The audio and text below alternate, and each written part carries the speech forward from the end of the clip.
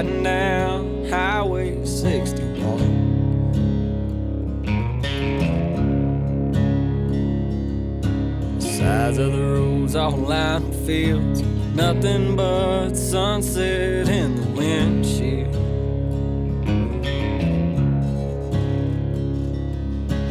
Feel it as soon as I ride into town. This is where I go to slow down. Miles and miles of soybeans and corn. I'm in the place where the blues was born.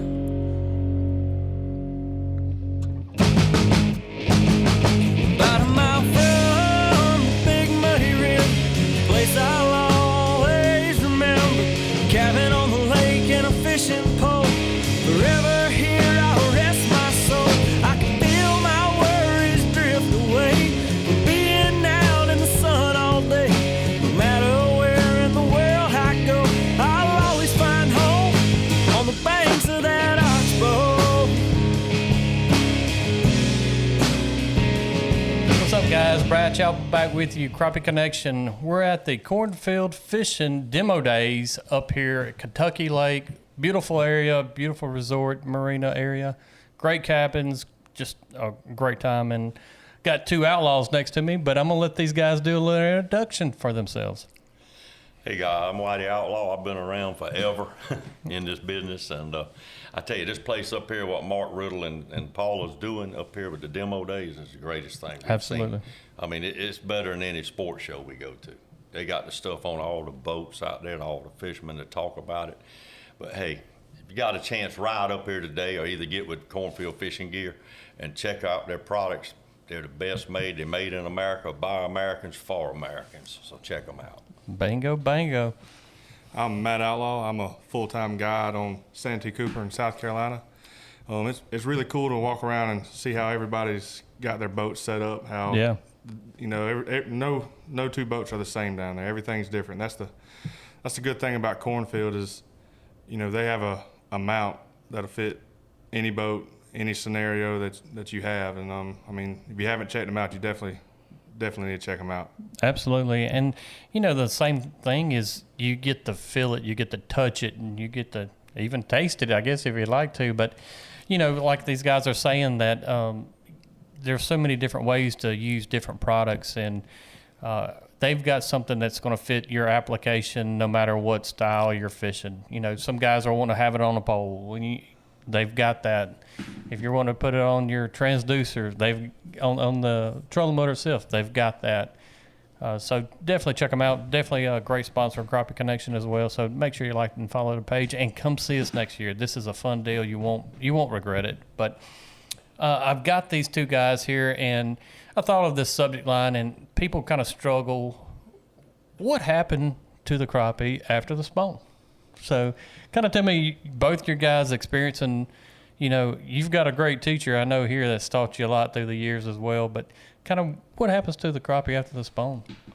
Like speaking like back home on Santee, which post-spawn all the way through the summer, especially for guiding, is my favorite time of the year. It's consistent. You look for structure. It's simple. You look for structure anywhere from 5 foot of water to 35 foot of water. They're going to be on structure. And most of the time when you find fish, you know, structure's got fish on it, most of the time you're going to find a lot of fish. Like I said, for guiding, that's my favorite time of the year because you don't have to worry about where the fish are. I mean, the biggest problem you got to worry about is what the wind's going to do and how well the fish bite. But like I said, structure, that's key. I mean, that's what it is. They're moving out these creeks. You know, some of them are still shallow, and some of them are still, you know, I still have a few eggs in them, but they'll be sitting on those brush piles, on those stumps, and they'll stay there, you know, all the way through the summer to the fall. Yeah. Well, I want to hear what you told me before we started recording. before we started recording, I asked you what happened. and most of the fish went after the spawn. They're in coolers and freezers. But no, he's right. When they leave the shallow water on our lake, and most every lake, they go back to structure. But I found that when they leave the shallow water, you got about a week and a half or 2 weeks for me, that they're in that transition mode. that they go to the brush. You know, and that transition is pretty tough fishing for me. Yeah. But once they get to the brush, they immaculate to that pretty good, and they start striking good again. But you got to remember, you got to fish a little different after the spawn, because them fish are wore down from spawning. Yeah. They're not as active as they were when the water was colder and the spawn was going on. They're sitting there getting into summer mode. They'll eat fine. But you may have to slow down a little bit because they don't chase a bait quite as much. And you being a long line troller, you know that good as anybody. But once they get to that brush, they ain't hitting them trolling baits like they were. A little lazy. Unless you pull right over that brush. But, you know, they don't go far, guys. They really don't. They move to their summer pattern, and they stay there until the fall. And then during the fall, they'll start gorging on shad, and they'll follow them shads back into the creeks. But they won't go shallow like they do in the spawn. They'll go within 5 to 10 foot. And then they get in that winter pattern, they go back out deep and hang on points and ledges. A lot of them on brush, a lot of them just in schools. But where they go after the spawn is simple. As soon as they leave the bushes, and I'm a bush fisherman, I mean, that's how I come up fishing trees. Once they quit biting in there, now you can't catch but 5 or 10 a day or 20 a day or something. You know they're on that process of moving out. They done all they gonna do spawning. So they're moving back to the brush and their summer pattern. And once they get to that pattern, they're easy to find. I mean, really, if you got a decent depth finder of any kind, or a live scope or side imaging, you hunt the structure, whether it be stumps, creek channels that run into a flat that they hang along that, brush, stake beds, anything you find, docks. They'll go on deep docks and hang around the piling and stuff. So they're pretty easy to find. I mean, it's not a hard, it's no rocket science to it. It's not. Yeah. I mean, but, you know, I got to ask one question before we get too far into this. Uh-oh. Come on. You were talking about the cornfield gear, and you said you could feel it, touch it, and all, but I've never tasted it. How do we do that? Well, it's pretty easy. I got to know that. I mean, this is a fun show, guys, but I've got to know how we taste these mounts.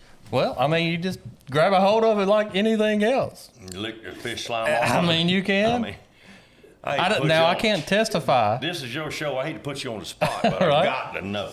Well, I can't say I've personally done it yet, but it's an option. Hey, guys. They don't mind down there. Take your teeth out and taste it. Don't bite on it. You'll break them out. Right, So. okay. I didn't know where you were going with this, but hey, it worked. I really have the feeling I know where Matt here is going to be thinking here. He's thinking he's at the wrong show. Probably he's like, what am I getting myself into? What would be your favorite month to crappie fish? That's hard. Personally back home, May. May. Right here at it. They're all your fish are done spawning. They're getting thick on the brush. April they start getting on the brush. They're not real thick yet, but the fish are biting real good. May those brush piles, especially back home, those black crappie load up. I mean, some of those brush have a couple hundred fish on it, and May to me is one of the most consistent months. Now, saying that, I mean, all the way through the summer, May, June, July, August, even in the hot weather, it's consistent. They're going to be there every day. Now, some of those days where it's real hot, it's miserable to be out there, but the fish will still bite. Some days you may have to adjust and use live bait, but that's a hard question. But I would have to, if I had to answer it, it'd be May. I would agree with him, because once the fish move from the shallows, like I say, we still catching fish in shallow water on trees now, and we'll do that all the way through the end of April. And sometime the first week or two of May, it depends on what kind of nights we have, cool nights, cool days and stuff like that. And, when the wind blows on and it's cool, it cools the water back down, and that usually we do that around Easter, we always have a cold snap around Easter. Right. And that sets us back another week with the crappie in the bushes. But May, they're easy to catch. They're there, and as it gets hot, you have these dog days of summer roll around to where it's slick as glass and it's hot and hazy. There's nobody on the lake but just us fishermen that really like to fish. And you can cast a jig or flip a jig in there with a straight pole. You might catch one or two, but that's when I like to pull out the slip cart You knew where I was about to ask. And you that slip cork, that's when it pays off. You pull in and catch a good many off the brush or logs. And I fish a lot of logs, which I think the fish relate to the logs just like they do brush. They're there for shade. They're there for bait fish. And they're there to set away from predators and stuff. Our lake, we got predators. When I say predators, not just us fishermen. Yeah. But we got cormorant birds that eat them. We got catfish, blue catfish. We got flathead catfish. And a blue catfish ain't nothing but a freshwater shark. That's a mean fish. And all he does is swim and eat. I mean, that's his deal. So with the predators after him, they try to get somewhere to hide. And if you got a lake that's got grass, they'll get in that grass and hide and what have you. But May, I would say May's the hottest month for numbers of fish and good fish. Your technique of choice would be that slip bobber? When it gets really hot, I like to slip cork with the minnows because it's easy fishing, and I like the easy way at my age. It ain't nothing hard anymore. Right. What would be that ideal setup? Go through the whole scenario. What does somebody need to have to do this technique? Well, you know, I own a 22-foot Ranger. Okay. I hardly ever fish in it unless it's a tournament. Now I don't do tournaments anymore, so I don't hardly use it at all. I like my War Eagle boat with that 50-horse motor on it, and I run through the brush and I knock it neutral and I flip my corks out there and I just never cut the motor off and I idle there. And I got in my head, and I may be wrong, that the motor idling runs them to the brush. If they're away from the brush, they run to it. And I fish there and catch 7, 8, or 10 or whatever bites. Then I move to the next one. And that's my deal. Now, other people's like Matthew, he's guiding, so he's using spot lock and live scope. I don't use spot lock. You don't? No. You don't never use it? No. I figured you would on the brush. You just keep looking at it, moving the foot. No, my foot's steady. I'm staying on the jig. You're right. I got you. So, you know, these professional guides, Right. I'm not. But I catch a lot of fish, but he'll catch more, and because his technique works. I mean, it really does work. And I mean, all year long, when you asked him that question a while ago, I was really surprised he said May, because all year from January to January, I'll call him some days around 11 o'clock. He's home. He's done caught 40 fish with his customers, and he's back home. And I think, I can't go out and catch 40 before 10 o'clock. Not my technique, the old way. You know, I go down there, it takes me all day to get 2 limits, you know, because I'm fishing different. I'm fishing old style versus the new live scope. I mean, it's people call it a game changer. It's not a game changer. It changed the whole world of fishing. Yeah. You know it well as Oh, I do. yeah, absolutely. And it depends on how you come up and your age. I still like to peck along the old slow way. That's just my deal, you know. And but as far as the month of fishing, I would say May is probably the best. And believe it or not, a lot of people say, well, they done spawn down, fish ain't no size. We still catching 1.5 to 1.75 fish all summer long. So that's good fish any time of year. That's good fish anywhere, any Yeah, time absolutely. of year. And you know, his customers are satisfied with what they do, and I'm very satisfied with what I catch. And you know, then I leave the open water down there, and I move into the swamps where I ain't fishing but 3 and 4 foot deep. In May? In May. May, June, July, and August, 3 or 4, 5 foot of water in that grass and stuff is all I fish. Oxygen level's so good. I probably said very much a little key to that there. Yep. What is your ideal setup? And I know through the years that we're probably fishing pretty similar.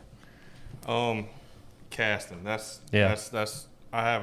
all I have in my boat is 7 and 8 foot rods. You know, casting small jigs to brush piles. You know, especially this time of year. I do use a lot of times slip cork, especially guiding. You know, people that struggle with the casting. You know, you can always go to a slip cork, and it's always, I don't care how old you get, it's always fun to watch a cork go under. Most definitely. But you know, but 99% of the time is casting. That's, to me, especially for black crappie, that's the most effective way. A lot of times, you know, you get too close to those fish, they might not necessarily run off, but they know you're there. So I like to stay off 30 foot and just cast the brush piles, and you know, once you get them biting, it don't take long to put a mess in the boat. You know, we mentioned that, and it shocked Mr. Outlaw here, but you said you don't use spot lock, and I get the same question asked. If I'm using spot lock, usually I'm doing something else in the boat. I'm not fishing. I use spot lock for non-fishing related more than I do fishing related. Yeah. You know, either I'm pulling up my crappie brakes or my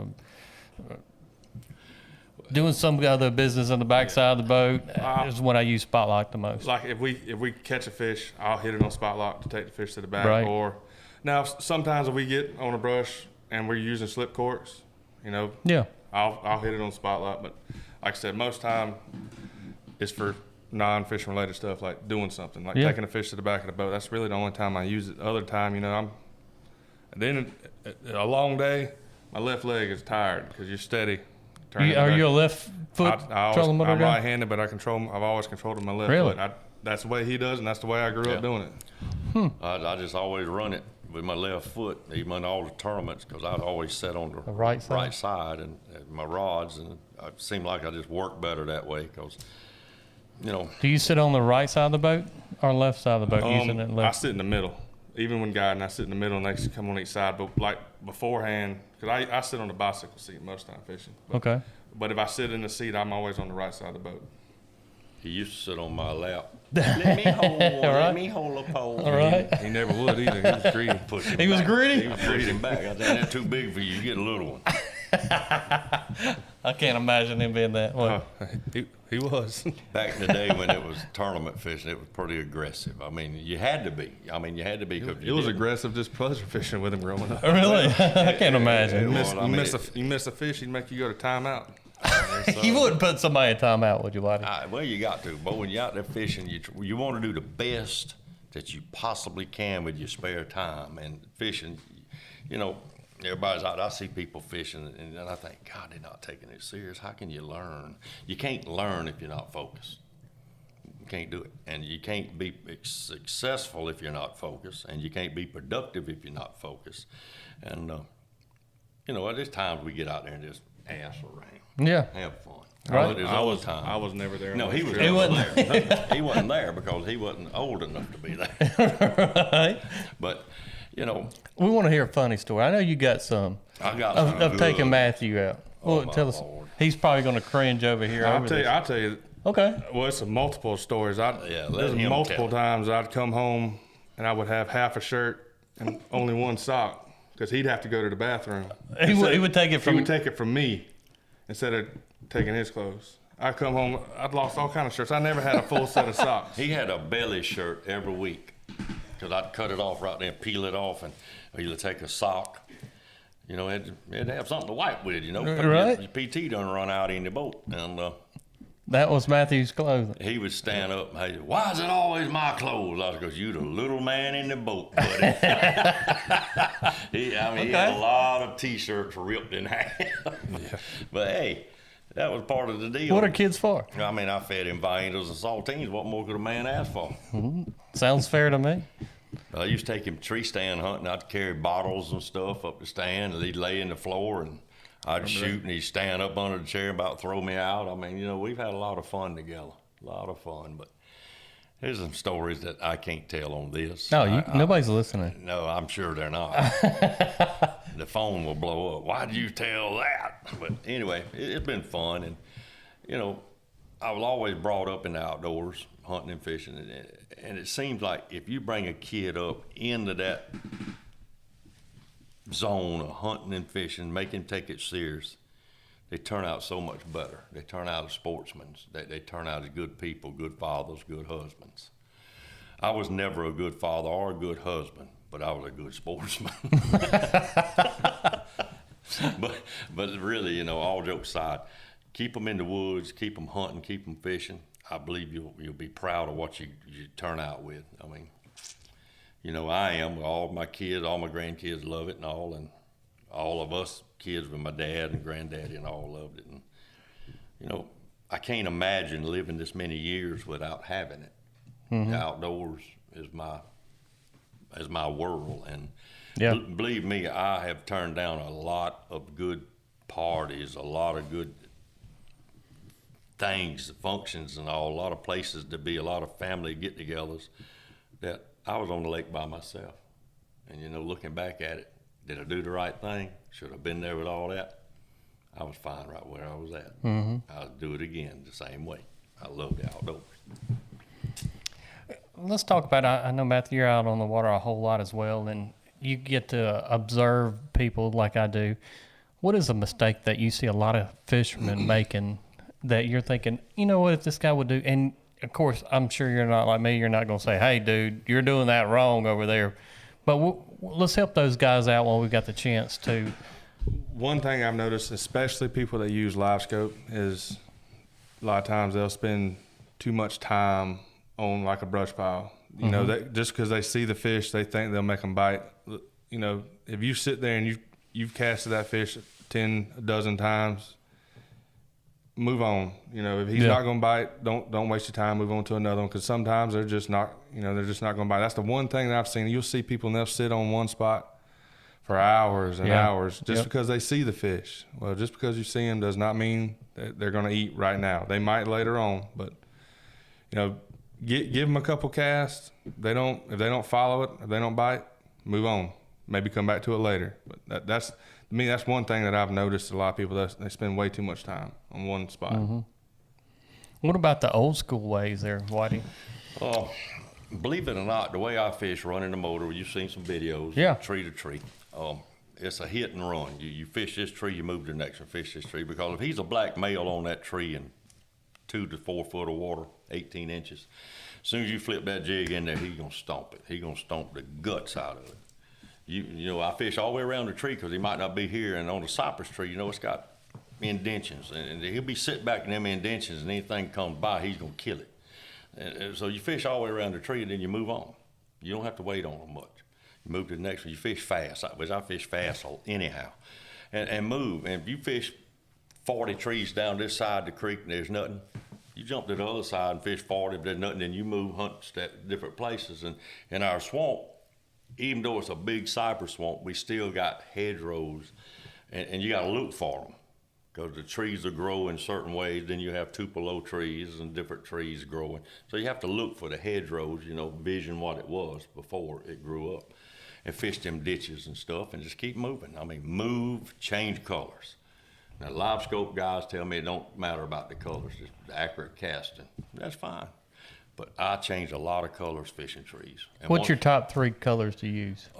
If I'm fishing on a tree, I want black and chartreuse, gold and chartreuse, purple and chartreuse. Something chartreuse sounds like. I want some chartreuse on there, and I just change the skirt. So, I use a lot of hand-tied stuff. Right there, we got one guy that's been making jigs for 40-something years on Santee, and to me, he makes the best.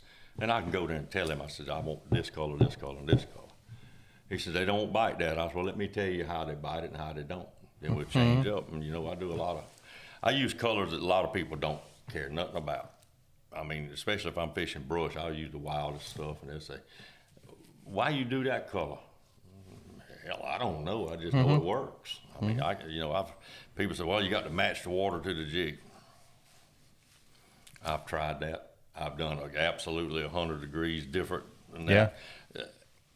Go with what you got right there in that mine, and you can catch them. That's it.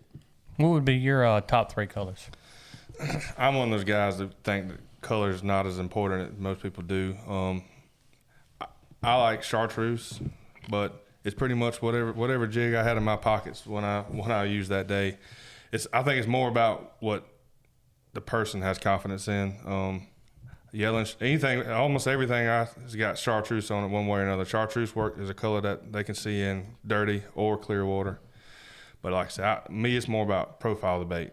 I mean, the size to me is more important than the color. I always use, 90% of the time, I'm using an 1 1/4 jig, especially for black crappie. You know, they like small baits. But me and him butt heads all the time about colors. I got one color that I've had. I got a big pack of them. It's a yellow and chartreuse, and I've been using it since January. It's the only color I've had on my rods. And if color made a difference somewhere since January, it would have, they wouldn't have bid it very well. But that's confidence. I think the colors attract the fishermen more so than the fish, in my opinion. Yeah, I think with live scope in particular, for me, I think color's still a factor into it. I think it's presentation, profile, and probably color. If I had to kind of put them in a pecking order to say. The size, I've noticed that the live scoping, the size, where the stuff that he started using when he started this, I'd look at it, I said, I wouldn't even buy that. All right. I mean, I wouldn't use nothing like that. That's small. I said, you know, when fishing in Florida, I'd use a little tube jig or a home tube jig or hand-tied jig. A Grenada, I want a big jig, you know, a heavy head. And now they've proved that that's just a myth. You can take a little 32nd or 16th 1-inch grub and do just as much damage. So, you know, everybody, we've all learned from live scoping. We've all learned. It's been a learning tool. You know, I used to think the flashers when they come out was teaching us. The liquid crystals, the side imaging, all this, the 360 was a learning tool. Nothing's taught us like live scoping. What is something that you've learned that you thought you knew, but you really didn't? Main thing is fish feeding up all the time. They will never feed down. That is not so. I watched them on the live scope turn and follow that jig all the way down to the middle of the brush and bite it and come back. So that was the thing that shocked me. You know, we always had the fish above the fish. Well, now you just fish, throw at the fish, put it in his mouth, on his face. And, you know, they'll run sometime 10 foot out the brush and follow it all the way to the trolling motor before they bite it. I bet you've never had you've never said any words to one of those fishes or not. Oh, I've talked to them. I talked to them. You talk to them a lot? You feel like that you're sitting there in a big bass boat with all the electronics that you can make a little fish bite. You feel like you got that much mentality in your head to make that fish do right.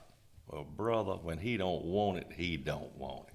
And you can't make him want it. I mean, but 45 minutes later, you come by, you jump on it like it ain't nothing to it. So they got a brain of their own, and we'll never match it. Never match it. You will never, ever figure it out to 100%. You'll get 90%, but that last 10%. Well, I think if we did it would make it boring. It wouldn't be no fun. It would make it boring and be like, this is too easy. Mother Nature will take care of itself. You ain't gonna outfish them because Mother Nature won't allow it. Between wind, rain, water clarity, fish not biting, high water, low water, muddy water, Mother Nature takes care of itself. Firm believer of that. You said you guys mainly just fish for black crappie, is all? Santee's got both, but it's the majority is black crappie, and that's, I mean, to me personally, black crappie I think is a more stubborn species. You know, when they don't want to bite, there's nothing that you can do to make bite. A white crappie, a lot of times you can aggravate him enough and make him bite. But what I like about black crappie back home, especially this time of year post spawn, is they get on them brush piles and there's, you know, there might be 300-400 fish on one brush pile. But like I said, they're stubborn. So if one, it seems crazy because if one fish is stubborn, all 400 of those fish are going to be stubborn. But we're predominantly black, and our bigger fish are black crappie. So that's 90% what I target on. I wish we had more white crappie because I think, like I said, I think they're at times a more aggressive fish, especially on Santee. You know, you see a whitefish down there, and you can tell on Santee by how they're sitting, whether it's a white or black one most of the time. How do you do that? Well, black crappie back home, they like to sit almost always the top half of the water column. Or they're, you know, you get a brush pile, they're going to be ganged up on the top of it. White crappie most time will sit a little bit further deep in the brush or towards the bottom, and they won't. To me, a lot of times there won't be as many. A brush that's got, they'll be on both, you know, black and white on both, but not very often. But a brush that's got white crappie on it, there won't be as many fish on it, and they'll be sitting towards the bottom. But you get that jig down there to them, they're coming out and they're going to bite it. Those black crappie, you might drag it across his head, and he won't either follow it 30 foot and turn around or just not pay attention to it at all. Do you put out a lot of brush piles? Or? I do.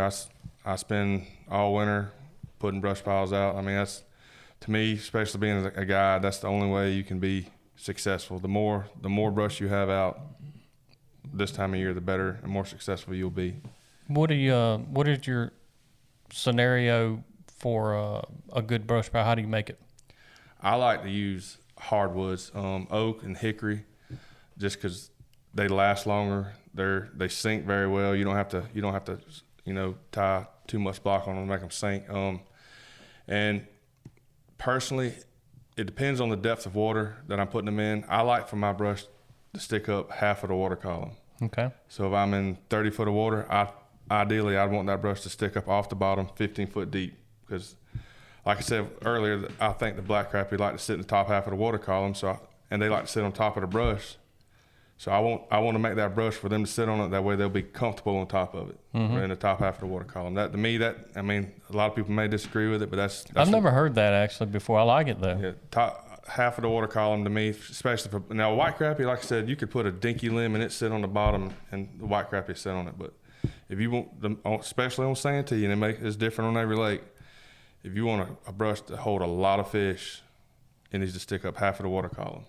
And, and there's a downside to that, because to make it stick up half the water column, you either got to make it stand up, or either you got to put a big brush out. The bigger the brush, the easier it is for people to find. Yeah. But with electronics today, you can't hide nothing. That's why I stay busy putting brush out. I mean, everyone that I put out, people find it. I just stay ahead of them, stay ahead of the curve. That's all you can do. Yeah. Now, what are you using as far as to help hold them down, and some of the stuff that people might not know? I use concrete blocks. Yeah. Any kind of concrete block and like I said, depends on the tree. A oak tree, hardwoods, they'll sink. A lot of times they'll sink on their own. Now, if you get like a gum tree or something, they don't like to. They're a little bit more buoyant. It takes a little bit more time for them to get waterlogged to sink. So some of the bigger ones, you may have to add 2 blocks to them. But just concrete blocks and stainless steel wire is what I use. Just something that when that goes down there, I know it'll be there. Only thing that might move it would be current. What is some of the spots that you say, all right, this would be an ideal spot? And I know the depth range you're talking about, but on Santee, and you're wanting to make a summertime brush pile to say, and what would be a key area that you say, all right, I would love to have a piece of brush here, and why? If I was going to put them for summertime, I'd focus the depth from anywhere from, I'd say 12 to 20 foot of water for summertime fishing. But to me, on Santee, it's kind of random, because on average, if you put 10 brush piles out, 2 or 3 of them will be good, and the other 7 or 8, you may never catch fish off of them. That's just that's how it is on Santee, and you can take and find one. You put one in a drop off of a point that'd be the most perfect in your mind ideal area. Then you put one in a random area that you think would never be good. Well, the one in the random area may be the best one. Yeah. So to me, it's random. I just put them out. I put them very variety of places, flats, points. But to me, I tend to think the flats do a little bit better. Flat areas with a little bit less contours, like in the back of creeks or off the main lake. I just like flats. To me, those are more consistent. I know, like, some of the areas that I think for as planning a spot is, all right, I kind of think of even the wind. I can fish this area of the lake, and there's no structure there, and it would be ideal for a south wind. So I try to keep that kind of scenario too. I try to put them out. I try to have brush from every corner of the lake. That way, you have a scenario, and you have to have enough in one area, because putting one good brush pile in one area ain't gonna do you no good. You got to have, because I don't want to have to go run 5 miles to fish one brush, then run back to the other side of the lake. So I try to put, I'll focus on one area, load it up with brush, and try to have guiding. I try not to fish the same area of the lake twice in 1 week, because especially summertime, if you beat up on brush too much, they get pressured. They don't want to bite as well. So you gotta let them rest. Yeah, I try not to fish the same spot. At least I like a 3-day break. Yeah. So I try to plan my days out and say, all right, this day I'm gonna fish this area. So I kind of bounce around a lot. Over Ross Martin, it's about 35,000 acres. So I bounce around a lot around it, just not concentrating on one spot too much, and try to bounce around and kind of leave some pressure off some spots. That's right. Fresh fish some areas, but how can somebody get a reach of you? They can message me on Facebook. Business is Outlaw Outdoors Guide Service, or they can call me or text me at 803-413-8236. Well, definitely, it's always a pleasure to have you boys on here. Can't thank you enough, and man, it's always a fun time. Always. Yeah. So thank you for coming on as usual. Thank you for having us. Make sure you hit that like button, subscribe. Till next time, you got Brad Chappell here. I got Whitey Outlaw. Matt Outlaw. Holla. About a mile from Big Muddy River, a place I'll always remember. Cabin on the lake and a fishing pole. Forever here I'll rest my soul. I can feel my worries drift away.